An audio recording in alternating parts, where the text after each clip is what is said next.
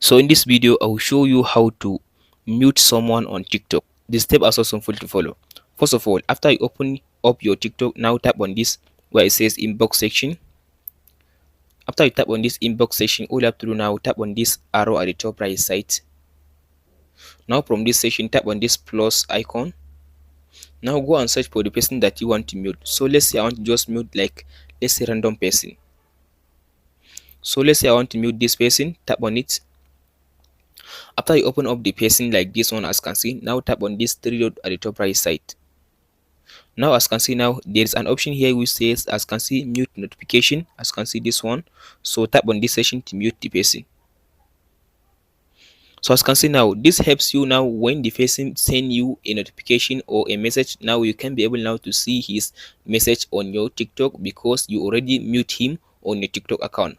But now if you want to just stop seeing all the person, like you want to stop seeing his videos on your TikTok, all you have to do now, if you come to the person, let's say here is the person video, just long press your hand on it. After you long press your hand on it, tap on this not interested.